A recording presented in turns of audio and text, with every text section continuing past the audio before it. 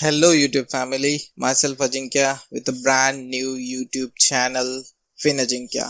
Finajinkya is all about finance, financial freedom. And if you ask me why I created this channel, so सबसे पहले मैं आपको बता दूं, YouTube पे बहुत सारा कंटेंट रहता है, तो फाइनेंस के रिलेटेड कंटेंट बहुत ही कम है। दो तीन ऐसे यूट्यूबर्स है, दो तीन ऐसे चैनल्स है जो फाइनेंस के ऊपर बहुत अच्छा उन्होंने उनका पोर्टफोलियो बना के रखा है यूट्यूब पे। एंड दो तीन चैनल्स को मैं भी पर्सनली फॉलो करता हूँ। सो why I created this channel is because finance ये एक ऐसा टॉपिक है जो इंडिया में बहुत बहुत बहुत इग्नोर किया जाता है। And it is because of an number of reason. बहुत सारे ऐसे रीजंस है जिनकी वजह से ये इग्नोर किया जाता है। तो वो रीजंस क्या है एग्जैक्टली उसके बारे में आज इस वीडियो में बात कर। पहला रीजन ये हो सकता है कि बचपन से हमको फाइनेंस के बारे में सिखाया नहीं जाता। स्कूल में फाइनेंस करके कोई सब्जेक्ट नहीं रहता। इकोनॉमिक्स करके एक सब्जेक्ट था, वो भी 20 मार्क के लिए था। तो फाइनेंस को हम हमारे लाइफ में 20 मार्क जैसे इंपॉर्टेंस देते हैं। So this is the huge example of ignorance. मतलब आगे जाके 60-70 साल में तुमको पैसा कमाना है एंड उसके लिए तुम स्टडी कितना कर रहे हो, 20 मार्क का। आज मैं आईटी कंपनी में काम करता हूँ। मुझसे ये कोई नहीं पूछता कि पाइथागोरस थ्योरम क्या है, कौन सी नदी कौन से समुद्र को जाकर मिलती है। हाँ, बट मुझे ये जरूर पता रहना चाहिए कि टीडीएस क्या होता है, म्यूचुअल फंड्स क्या होता है, कैसे निवेश करना चाहिए, कहाँ पे इन्वेस्ट करे एंड सो ऑन। चलो तो चलते हैं दूसरे रीजन की ओर। दूसरा रीजन ये हो सकता है कि फाइनेंस किसी को जल्दी से समझ में नहीं आता। कॉमर्स लेके सीए करना इज डिफिकल्ट फॉर एनीवन। सो ये सोच एक्चुअली बदलनी चाहिए। बट ठीक है, फाइनेंस समझ नहीं रहा है तो there are many channels. There is my channel actually, फिनाजिंग। तो इसी के लिए तो ये चैनल स्टार्ट किया है, so that people should learn. YouTube पे सिर्फ गाने सुनने और मूवीज देखने के लिए और कॉमेडी वीडियोस देखने के लिए पब्लिक टाइम स्पेंड करती है।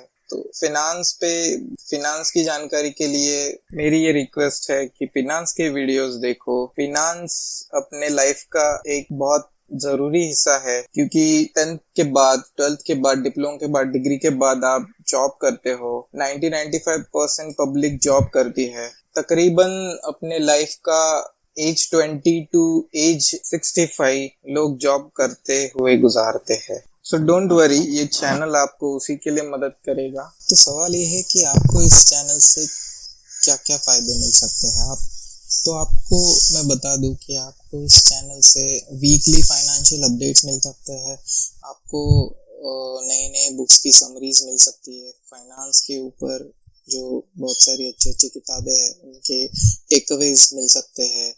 फाइनेंशियल डिसीजंस कैसे ले सकते हैं उसके ऊपर आपको गाइडेंस मिलेगा यहाँ। So stick to this channel. आने वाले बहुत सारे वीडियोस में video quality, audio quality, content quality बहुत अच्छी हो जाएगी, ये मेरा प्रॉमिस है। सब्सक्राइब करना ना भूलिएगा सो दैट आप कोई भी अपडेट मिस ना करें। चलिए तो दोस्तों, बढ़ते हैं एक और रीजन की ओर, फैमिली प्रेशर। ये एक ऐसा रीजन है जो हर एक के जिंदगी में होता है। बचपन से हमें ये सिखाया जाता है कि बेटा पढ़ाई करो, बेटा अच्छे मार्क्स लाओ।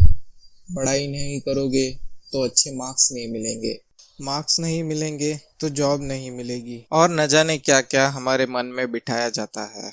तो इससे पैदा होता है एक डर, रिस्क लेने का डर। तो एक इंसान बिना रिस्क लेते हुए अपनी लाइफ आगे बढ़ाता है, 9 to 5 जॉब में अटक जाता है। बट बड़ा बनना है तो कुछ अलग करना पड़ेगा, ये सबको पता है, बट कोई रिस्क नहीं लेना चाहता। तो मेरे सारे व्यूअर्स को मेरी एक रिक्वेस्ट है कि कैलकुलेटेड रिस्क लेना सीख। मैं भी धीरे धीरे सीख रहा हूँ, आप भी सीखो। तो चलिए बढ़ते हैं नेक्स्ट रीजन की ओर।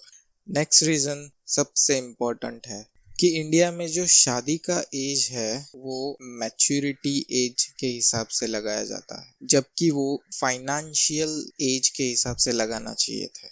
चलिए तो इसके बारे में थोड़ा डिस्कस करते हैं। इंडिया में फिलहाल मेन के लिए 21 और वुमेन के लिए 18 is the eligible age for marriage. But अगर आप ध्यान से देखोगे तो 20-22 साल की एज में ही हमारा पहला पेचेक, या फिर ऐसा कह सकते हैं कि हमारी अर्निंग 20-22 साल के एज में ही स्टार्ट होती है। जॉब लगने के बाद एक ही साल बाद फैमिली प्रेशर डालना स्टार्ट करती है for getting married. And womens के बारे में तो ये प्रेशर बहुत ही ज्यादा होता है। तो मतलब we are not financially strong, we are not actually settled and we are heading towards another responsibility. बात कुछ हजम नहीं होती। सो because of these responsibilities in the very early stage of financial growth is actually dangerous for the financial health of a family। और शादियों में तो बहुत खर्चा होता है, 5 लाख 10 लाख और न जाने क्या क्या। तो मेरा पर्सनल ओपिनियन ये है कि within India the age of marriage should be change from maturity age to financial age. And साथ साथ में इंडिया की जो यूथ है, इंडिया की जो फैमिलीज हैं, उनको ये रिक्वेस्ट करना चाहता हूँ कि शादियों में ज़्यादा पैसे की बर्बादी मत करो। क्योंकि अगर आप लोन निकाल के शादी कर रहे हो ना, तो आप 5 साल पीछे चले जाते हो। और कौन कहता है कि शादी होने के लिए 400-500 लोगों का आना जरूरी है and all and all and all. अभी कोरोना वायरस के कारण ये करंट पेंडेमिक में शादियां तो हो ही रही है ना, 40-50 पब्लिक के प्रेजेंस में, तो आगे भी हो सकता है। तो if you want, you can actually invest some amount of money on behalf or in the name of to be husband or to be wife। चलिए तो दोस्तों बढ़ते हैं एक और रीजन की ओर। एक और रीजन ये है कि जब किसी को जॉब लगती है उसके तुरंत बाद फैमिली को पता चलता है, तो हर एक फैमिली में एक तो LIC एजेंट होता है, तो वो अप्रोच करता है और फोर्सफुली हमको LIC निकालने बोलता है। तो दैट इज बैड। तो जॉब लगने के पहले ही साल में हम कोई LIC पॉलिसी किसी के कहने से फैमिली के प्रेशर में आके निकाल लेते हैं एंड वो LIC का प्रीमियम चालू हो जाता है। So unnecessarily we end up paying 2000 to 3000 every month to LIC।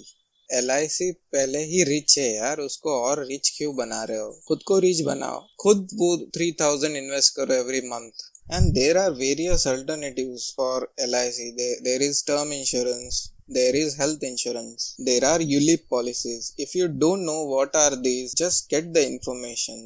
internet information का भंडार, you just ask it, you can ask me, you can subscribe my channel for that। Finance के ऊपर मैं ब्लॉग लिखता हूँ, मेरे वेबसाइट का URL आपको वीडियो के डिस्क्रिप्शन बॉक्स में मिल जाएगा। So finally guys, just to summarise this video, अगर स्कूल में फाइनेंस सिखाया नहीं जाता तो खुद से सीखना पड़ेगा। Finance is not that difficult, internet पे ढूंढो, सब मिल जाता है। कैलकुलेटर रिस्क लेना सीखो। अगर आप फाइनेंशियली स्ट्रांग हो तभी शादी का डिसीजन लेना। एंड LIC के बहुत सारे अल्टरनेटिव्स है। LIC में हर महीना 2-3 हज़ार डालने से अच्छा है वो 2-3 हज़ार खुद इन्वेस्ट करो। So guys, thanks for watching. Keep sharing, keep subscribing, stay safe, stay home. Thank you.